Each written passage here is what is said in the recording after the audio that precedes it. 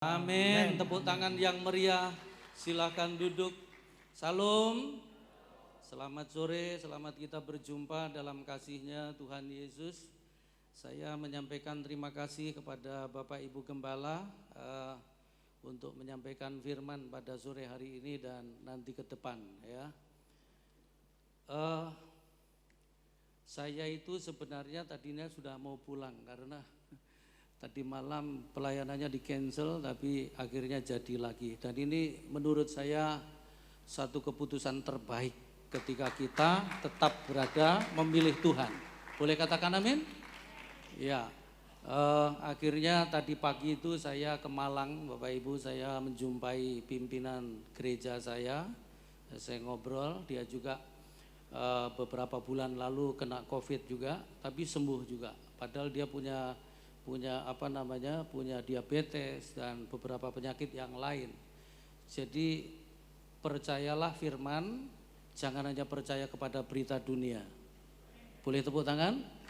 Ya, mari kita dengar firman sekarang ya. Kita buka Alkitab kita, ini firman, dan firman ini adalah bukan sekedar informasi, tapi ini adalah kebenaran yang datang dari surga dan yang akan menolong kita semua.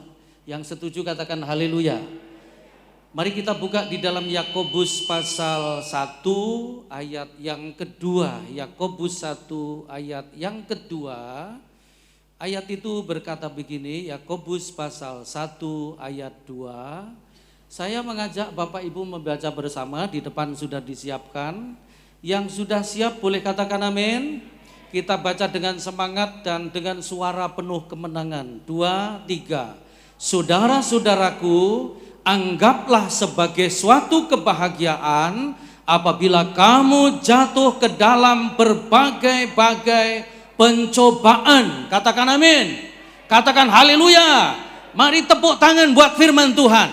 Ya, ini adalah berita baik, berita yang benar. Hari ini Tuhan kita berkata begini di tengah-tengah kita. Anggaplah suatu kebahagiaan apabila kamu jatuh ke dalam berbagai-bagai pencobaan. Kalau lagi banyak duit, bahagia itu biasa. Kalau lagi baik-baik, bahagia itu biasa. Kalau lagi semuanya jalan normal, bahagia itu biasa. Tapi kalau dalam situasi mencekam, situasi ketakutan, dan kemudian berbagai macam persoalan datang di dalam hidup kita, lalu kita disuruh bahagia, itu bagian tersulit. Tapi ini adalah kebenaran kerajaan Allah. Dan kalau Anda taat sama firman, saya percaya begini, tidak ada satupun yang terjadi dalam hidup kita yang tanpa tujuan Allah. Boleh katakan amin? Semua yang terjadi termasuk sekarang ini ya, katanya kan COVID sekarang lagi naik banget gitu ya. Tapi saya percaya begini, ini memang realita dan kita nggak bisa menghindari, dan kita harus tetap hati-hati. Kita harus tetap ikutin prokes secara benar ya, supaya kita juga gak nyalain aturan. Dan kalau kita punya iman yang benar, saya mau kasih tahu, Tuhan sanggup menjaga kita semua. Boleh tepuk tangan yang meriah ya. Nah, kenapa sih kita itu mesti tetap bahagia? Karena gini loh Bapak Ibu, satu hal yang tidak boleh hilang dalam hidup kita adalah sukacita. Boleh katakan amin? Masalah boleh datang bertubi-tubi, tapi kalau kita sudah kehilangan sukacita, kebahagiaan, itu awal sebuah kekalahan. Itu sebabnya sesulit apapun hidupmu, sebesar apapun persoalan yang Anda hadapi hari ini, tetaplah miliki hati yang bersukacita, hati yang bahagia. Boleh katakan amin? Kenapa? Karena hati yang gembira adalah obat. Biar Anda minum obat-obat yang ampuh, ya, yang manjur, tapi kalau hidupmu dirongrong dengan ketakutan, dengan cemas, ya percuma. Kenapa? Karena Tuhan sudah taruh obat di dalam diri kita, yaitu hati yang gembira. Itu adalah obat yang manjur. Boleh katakan amin? Yang manjur gitu. Kenapa sih kita kalau tertekan harus tetap bahagia gitu? Ya, saya mau khotbah ini dengan tema tidak ada satupun persoalan terjadi tanpa maksud Tuhan. Tuhan selalu bermaksud baik. Boleh katakan amin? Nah, tema khotbah saya hari ini adalah arti dari sebuah tekanan. Nah, kenapa tekanan itu diizinkan? Kenapa persoalan diizinkan? Karena Tuhan maunya begini. Mari kita lihat ayat berikutnya. Kenapa kita harus tetap bahagia? Kenapa kita harus tetap sukacita ketika tekanan itu datang? Alasan yang pertama adalah ayat 3 dan 4. Yakobus 1 ini ayat 3 dan 4, ayat itu berkata begini. Sebab kamu tahu bahwa ujian terhadap imanmu itu menghasilkan ketekunan. Dan biarkanlah ketekunan itu memperoleh buah yang matang, supaya kamu menjadi sempurna dan utuh dan tak kekurangan suatu apapun. Boleh katakan amin? Nah, tekanan itu diizinkan datang. Tujuannya yang pertama adalah supaya kita bertumbuh menjadi dewasa. Boleh katakan amin? Supaya kita makin bertumbuh dan makin menjadi dewasa. Dan nanti kalau Anda baca ayat-ayat berikutnya, yang namanya dewasa itu begini, enggak mudah bimbang, enggak mudah takut, terus hikmatnya bertumbuh, kira-kira begitu. Jadi kalau sekarang ada tekanan dalam hidupmu, pastikan bahwa Anda mengerti bahwa Tuhan menghendaki Anda bertumbuh. Makanya jangan menggerutu, jangan bersungut-sungut, tetap bahagia dan mengucap syukur. Amin. Susah ini bagian ini ya. Saya itu tanggal 4 April yang lalu, saya tanggal 2 sampai 4 April itu melayani di Kendari, Sulawesi Tenggara. Tanggal 5 saya harus pulang. Tanggal 4 saya rapid ya dan dinyatakan positif. Saya begitu dengar berita ini, gitu. Tapi kemudian saya pikir begini, mati hidup kita ini di tangan Tuhan. Jadi COVID bukanlah penyebab mati kalau kita memang belum dikehendaki mati. Boleh katakan amin? Saya langsung isolasi mandiri di sebuah hotel. Saya langsung hubungi dokter saya di Surabaya. Saya ngomong kalau saya positif ya. Lalu kemudian, dok saya positif. Berapa bulan? Oh dia nggak nanya begitu ya. Maksudnya positif COVID. Lalu dia langsung begini. Herannya dokter ini perkataannya lebih dari seorang pendeta. Dia langsung jawab begini, Pak Ishak nggak usah cemas ya. Nggak usah takut, nggak usah khawatir, semua pasti ada pertolongan Tuhan. Wah keren ini kalau dokter begini, saya rasa belum dikasih obat sudah kurang penyakitnya menuju ke kesembuhan. Ya, Pak saya obati, sementara nggak usah ke rumah sakit ya, saya akan kirim resep. Nah begitu dikirim resep, saya cari obatnya di sana nggak ada. Akhirnya istri saya belanja di Surabaya, terbang ke Kendari, nyusul saya, isolasi mandiri, nemenin saya isolasi. Saya sambil diobatin. Nah, itu tanggal 4 itu hari Minggu Bapak Ibu, hari Senin tanggal 5 April, saya telepon dokter, ngobrol lagi. Dan dokter ini ngomong begini, Pak Ishak, nanti kita kalau sudah melewati Kamis, Jumat, itu hari Senin, nggak ada apa-apa, aman. Tapi kalau Kamis, Jumat, Bapak nyesek, tolong segera ke rumah sakit. Anda tahu hari Senin itu saya nunggu hari Kamis, ini pergumulan tersulit. Tapi di dalam tekanan ini, Tuhan mengajari saya untuk bertumbuh menjadi dewasa. Ya, tepuk tangan semuanya. Jadi kalau masalah tekanan, masalah pertumbuhan iman, bukan masalah pendeta, semua akan diuji dengan ujian yang sama menurut kekuatan porsi masing-masing. Ya. Tapi kemudian nggak lama kemudian saya nunggu Kamis itu, Selasa, Ahad, Rabu begitu, besok Kamis itu mulai ketakutan saya. Tapi saya nggak mau dijajah dengan ketakutan. Tiba-tiba teman saya seorang pendeta, dia telepon dan ngomong begini, wes gak usah wedi ya. Aku ya wis tahu kena. Pokoknya lek sampean ini nanti bisa keluar dari masalah ini, sampean punya imun jauh lebih bagus. Pokoknya begini, bawa aja enjoy, jangan tertekan, jangan cemas, banyak memuji Tuhan, nyanyi-nyanyi buat Tuhan. Amin. Gak lama kemudian kira-kira 2 jam lagi, temanku lagi, ya anak mentor saya sendiri, orang Kediri, dia telepon, Pak Ishak saya dengar Bapak positif ya? Iya betul. Nggak usah khawatir Pak, saya sudah pakai ventilator tapi Tuhan masih sembuhkan. Jadi ini sudah, yang telepon ini sudah sampai ke ventilator ya. Pokoknya begini Pak Ishak, memang hawanya itu lemes, betul saya sedikit lemes waktu itu. Saya termasuk OTG ya, terus kemudian saya lemes Pak dan makan nggak enak. Dan apa yang disebutkan itu mirip-mirip ya. Tapi Pak, saya perintahkan jiwa kita, nah ini, orang itu kalau sudah dewasa bisa memerintahkan jiwanya ya. Saya perintahkan jiwa saya supaya memuji-muji Tuhan, bangkit dan puji Tuhan. Itu yang saya lakukan Pak.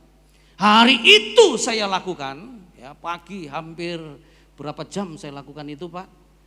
Sore saya di swab, hasilnya negatif. Wah saya kepancing dengan yang satu ini ya. Saya itu langsung berlutut di kaki Tuhan, saya menyembah, saya memuji-muji Tuhan ya. Intinya saya mau kasih tahu, saya bisa melewati hari Kamis sama Jumat dan kemudian begini, saya tetap cek di lab ya beberapa kali, terus kemudian saya lupa berapa hari, kemudian dokter ngomong begini, Pak sudah sembuh kalau dilihat dari hasil lab ini, tapi Bapak tolong besok swab PCR. Nah saya lakukan itu dan hasilnya negatif, tepuk tangan buat Tuhan. Jadi saya mau ngomong begini ya, kita tetap pakai masker dengan benar ya. Kita ikuti prokes dengan baik ya. Kita cuci tangan, masuk pakai cek suhu dan lain sebagainya, jaga kesehatan. Tapi seandainya COVID ini mampir, tapi nggak usah suruh mampir ya. Ngelewatinya nggak mudah. Intinya saya mau kasih tahu, Tuhan hanya pengen imanmu bertumbuh. Boleh katakan amin? Supaya Anda tidak pernah bimbang sama Tuhan. Supaya Anda nggak pernah ragu dengan Tuhan, bahkan bahwa Tuhan itu sanggup menolong kita. Tepuk tangan. Walaupun begini, beritanya memang menakutkan ya. Kita kalau buka televisi kan takut sekali. Saya punya teman ini, saya dikasih tahu di Cikarang hamba Tuhan kena juga dan jemaatnya 50% kena semua.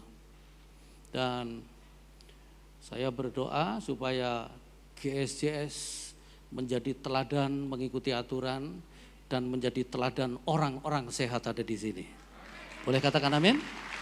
Ayo, kalau kita dalam tekanan, Tuhan punya mau satu supaya kita bertumbuh. Boleh katakan amin? Semakin dewasa. Dewasa itu apa? Tidak bimbang. Dewasa itu apa? Hikmatnya bertumbuh. Nanti kalau Anda baca ayat-ayat berikutnya. Itu bagian pertama. Kenapa kita kalau dalam tekanan suruh bersukacita? Arti daripada tekanan, arti daripada persoalan. Yang pertama supaya kita bertumbuh menjadi dewasa. Boleh katakan amin? Yang kedua, mari kita lihat yang kedua. Kita pindah di 1 Korintus pasal 10 ayat 13. 1 Korintus pasal 10 ayat 13. Ayat itu berkata begini, 1 Korintus pasal yang ke-10 ayat 13. Pencobaan-pencobaan yang kamu alami ialah pencobaan-pencobaan biasa yang tidak melebihi kekuatan manusia. Sebab Allah setia dan karena itu Ia tidak akan membiarkan kamu dicobai melampaui kekuatanmu. Pada waktu kamu dicobai, Ia akan memberikan kepadamu jalan keluar sehingga kamu dapat menanggungnya. Saya tertarik dengan kata yang berkata begini, Dia memberikan jalan keluar supaya kamu dapat menanggungnya. Kata menanggungnya itu artinya menghadapi, berani, tidak lari. Jadi kenapa tekanan datang? Tekanan datang itu yang kedua Tuhan punya maksud begini, supaya kita menjadi orang yang berani. Boleh katakan amin? Enggak takut tapi berani menghadapi. Ingat ya, iman itu menghasilkan keberanian, tapi pembunuhnya adalah takut. Sebab itu kalau takut sudah mulai datang, harusnya Anda bisa melawan ketakutan itu dengan mengatakan bahwa Tuhanku lebih besar dari segala-galanya. Dan Anda bisa mengatakan semua yang terjadi di muka bumi, tekanan seberat apapun tidak melebihi kekuatan manusia. Termasuk sekarang COVID ini ya, COVID ini. Kalau ini diizinkan karena kita kuat menghadapi. Boleh katakan amin? Kita enggak menantang, tapi ini juga tidak lebih dari kekuatan manusia supaya kita mampu menanggungnya. Kenapa? Karena Dia pasti memberi jalan keluar. Saya beberapa hari lalu juga, bulan lalu saya ditelepon teman saya di Magelang. Ada dua teman saya di Magelang itu, mereka adalah pembawa api kegerakan pria masuk Magelang. Yang satu namanya Juni, yang satu namanya Juli. Jadi luar biasa, Juni dan Juli. Tapi bulan lalu temanku yang namanya Juli ini dia telepon, Pak Isa, si Jun dipanggil Tuhan Pak. Sakit apa? Kena COVID Pak. Ya. Terus gimana sekarang? Istrinya juga Pak. Terus mamanya juga. Jadi mereka ninggalin 4 anak. Ya. Papa mamanya meninggal. Dan omanya juga meninggal. Terus saya bilang begini, kamu jangan biarkan ya, ayo kita tolongin bersama-sama. Anak pertama umur 24 tahun dan sekarang sudah mulai bekerja. Ya. Dan anak ini mulai berani, mulai melangkah. Ya. Kadang-kadang begini loh, persoalan diizinkan datang karena Tuhan mengajari kita untuk berani maju. Berani terus berjalan. Boleh katakan amin? Dan kita enggak dibiarkan sendirian, Tuhan akan memberi kepadamu jalan keluar supaya kamu bisa menanggungnya, bisa menghadapinya. Gitu. Sesulit apapun, ya seberat apapun, percayalah begini, Tuhan pasti memberi jalan keluar. Dan kemudian kita harus menghadapinya. Nah, ini berita baik buat Anda ya, yang suka lari dari persoalan, mulai sekarang jangan lari dari persoalan. Kenapa? Karena kalau Anda lari dari persoalan itu sama dengan lari dari tanggung jawab. Dan orang yang lari dari tanggung jawab nggak akan diberikan tanggung jawab yang lebih besar. Tapi begitu Anda berani menghadapi persoalan, Anda selesaikan, Anda keluar sebagai pemenang, Anda dipercaya yang lebih besar lagi. Amin. Tepuk tangan semuanya. Saya tadi kaget jujur ya, saya itu ke Malang akhirnya saya pinjam mobil anak mentor saya, jadi saya bawa mobil sendiri, sama istri saya ada nunggu lagi minum kopi dia ya, karena kecapean mungkin dari Malang tadi akhirnya saya ikut ibadah di sana sebentar terus kemudian ke sini ya. Nah saya sempat kaget tadi masuk sini, wih udah pindah ya, tadinya di teras, mulai dari ruangan panjang itu terus kemudian digiring ke teras. Sekarang ini tempat lebih luar biasa loh, kalau berani melangkah pasti akan dibuat menjadi lebih besar. Udah nggak usah takut ya. Saya itu kalau dengar Pak Sam khotbah, memotivasinya luar biasa loh. Ya, saya itu datang ke Jawa Timur itu hari Jumat, saya sudah ada di Jombang ya, dan saya mentrain karyawan satu perusahaan gitu, ya karyawannya kurang lebih 300 orang ya. Saya ngomong begini sama mereka, nggak selamanya kamu semua ada di sini. Jadi harusnya nanti kalau kamu keluar dari sini, kamu menjadi orang yang lebih besar. Gitu. Ya, saya mau kasih tahu kalau kita berani melangkah, kita berani menghadapi, nggak lari dari persoalan, mau menanggungnya, Tuhan menyertai dan tidak lebih dari kekuatan kita akan dibuat menjadi lebih besar. Boleh katakan amin? Jadi mulai sekarang nggak usah lari dari persoalan, hadapi. Karena apa? Tuhan pasti menyertai kita. Yang ketiga, kenapa kalau ada tekanan kita harus tetap sukacita, tetap bahagia? Yang ketiga alasannya 1 Petrus pasal yang kelima ayat yang ke-10. 1 Petrus pasal 5 ayat yang ke-10, ayat itu berkata begini, 1 Petrus pasal yang kelima ayatnya yang ke-10. Dan Allah sumber segala kasih karunia yang telah memanggil kamu dalam Kristus kepada kemuliaannya yang kekal akan melengkapi, meneguhkan, menguatkan, mengokohkan kamu sesudah kamu menderita seketika lamanya. Jadi begini, sesudah kita lewati penderitaan, sesudah kita menang dari tekanan, maka yang akan terjadi begini. 1, Tuhan akan melengkapi kita. 2, Tuhan akan meneguhkan kita. 3, Tuhan akan menguatkan kita. 4, Tuhan akan mengokohkan kita. Apa ini artinya? Artinya begini, ternyata kenapa kita harus tetap sukacita ketika dalam persoalan, dalam tekanan? Karena tekanan itu membuat kapasitas kita akan menjadi lebih besar. Boleh katakan amin? Akan diperbesar, kapasitas kita akan diperbesar. Anak mentor saya yang tadi saya ke Malang itu, saya sempat mampir ke satu tokonya ya. Dan di Malang itu dia punya toko kurang lebih 20 lebih lah ya. Tapi beberapa tahun lalu bangkrut, habis sampai rata dengan tanah, bahkan masih punya utang. Dan hari ini setelah melewati kurang lebih 4 tahun, 3 atau 4 tahun, dia membangun pabrik yang besar, karyawan yang banyak, dan keluarganya bahagia, dan dipakai Tuhan untuk memberitakan pekerjaan Tuhan luar biasa. Jadi hari ini saya mau ngomong sama Anda, kalau Anda tertekan, Anda dalam masalah, coba lihat ke dalam, ya, kita ada salah enggak? Kalau kita ada salah, kita koreksi, kita benerin hidup kita. Tapi kalau ternyata ini memang diizinkan Tuhan, kita sudah lakukan yang benar, kita sudah lakukan yang baik, ya. Ini anak mentor saya ini, kalau menurut saya benar kelakuannya.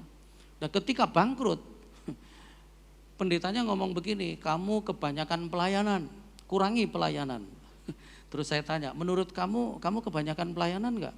Pak, kita ini mau balas apa dengan Tuhan? Enggak bisa balas, Pak. Ya sudah, kalau begitu begini, yang penting kamu tetap hormat sama pendeta, siapapun dia, ya. Dan kamu tetap melayani dengan sungguh-sungguh, tetap cinta Tuhan. Jadi gini, kalau ada persoalan jangan lari, ada persoalan jangan tinggalin Tuhan. Jangan juga begini, nanti kalau persoalan ini udah selesai, aku baru ikut pelayanan. Itu keliru juga. Justru dalam keadaan baik maupun tidak baik, kita harus tetap dekat dengan Tuhan. Dalam keadaan baik atau tidak baik, kita tetap maju dalam pelayanan. Jangan mundur dari pelayanan. Kenapa? Karena memang bagian kita salah satunya, tekanan kita itu untuk membesarkan kapasitas kita. Makin kita ditekan, makin besar kapasitas kita. Amin. Jadi kalau sekarang ini tokomu lagi ditekan, tokomu lagi digoncang, karena tokomu mau dilengkapi, tokomu mau dikokohkan, tokomu mau dibesarkan. Jadi harusnya saudara melihat persoalan itu bisa berkata begini, oh aku mau diperbesar kapasitasku oleh Tuhan. Harusnya begitu, jangan malah mengeluh ya. Terus yang terakhir, yang ini perlu kita ingat seumur hidup ya. Roma 8 ayat 28, ayat yang biasa kita baca bahkan kita hafal ya.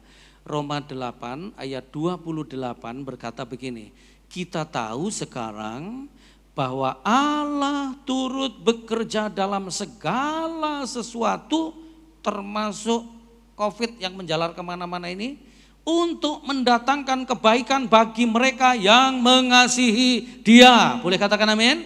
Yaitu bagi mereka yang terpanggil sesuai dengan rencana Allah. Jadi semua yang terjadi termasuk tekanan yang bertubi-tubi. Yang keempat, jawabannya begini. Kenapa? Maksudnya apa Tuhan? Gini, setiap masalah Tuhan punya rencana baik. Ya, bagian kita adalah tetap mengasihi. Karena apa? Karena kebaikan itu akan diberikan kepada orang yang tetap mengasihi Dia. Kalau kita tinggalkan Dia, ya kita nggak dapat. Karena apa? Kalau kita tinggalkan Dia, kita undur dari kasihnya, kita sama dengan keluar dari lingkaran di mana berkat Tuhan itu bakal diturunkan. Makanya tetaplah tekun berdoa, tetap ibadah ya. Anda yang mengikuti ibadah online ya, kalau Anda saya sarankan juga sekali-sekali datang ke gereja. Kenapa? Karena ingat ya, kebutuhan roh kita itu ada 3. Kebutuhan roh kita, saya berulang-ulang ini mengatakan, roh kita itu kebutuhannya 1 adalah penyembahan. Dan gak mungkin Anda di rumah bisa menyembah seperti di gereja menyembah. Karena apa? Kalau di gereja kan ada yang mimpin. Kita kalau menyembah pasti lebih dalam. Boleh katakan amin? Dan roh kita pasti menyala ya. Terus yang kedua butuh kebenaran. Kalau Anda dengar khotbah di rumah, belum tentu bisa sungguh-sungguh seperti di gereja. Ya, di gereja aja ada yang nggak sungguh-sungguh, apalagi di rumah, gitu kan? Dan enggak semua khotbah saya Anda bisa dengar, tapi paling tidak ada satu kata, dua kata, satu kalimat, zep gitu, langsung nancep di pikiran bawah sadar Anda. Nah itu yang namanya kebenaran. Dan itu yang akan meluruskan saudara, itu yang akan menolong saudara. Boleh katakan amin? Lalu yang ketiga, roh kita itu butuh fellowship, butuh ketemu saudara yang lain. Makanya begitu dikurung kita nggak bisa salaman, kita rasanya pertama-tama menderita ya. Tapi hari ini mulai sekarang ini Anda harus tahu, yang penting Anda tetap kasih salam model sekarang ya. Apapun ajarannya gereja masing-masing ya, gereja kita, gereja lain itu kan ajarannya lain. Lakukan itu, yang penting Anda punya fellowship dengan orang lain. Tegur sapa, dan itu yang membuat roh kita menyala. Dan kalau roh kita menyala, jiwa kita pasti kuat. Dan kalau jiwa kita kuat, tubuh kita pasti sehat. Itu sebabnya yang harus dipelihara baik-baik adalah roh kita. Hanya dalam ibadah roh kita terpelihara dengan baik. Boleh katakan amin? Ya, apapun tekanannya dan seberat apapun situasinya, jangan lemah, jangan kecewa, jangan cemas, tetap semangat, tetap antusias bahwa Tuhan pasti memberi jalan keluar. Mari kita tundukkan kepala. Haleluya. Terima kasih Bapak. Haleluya.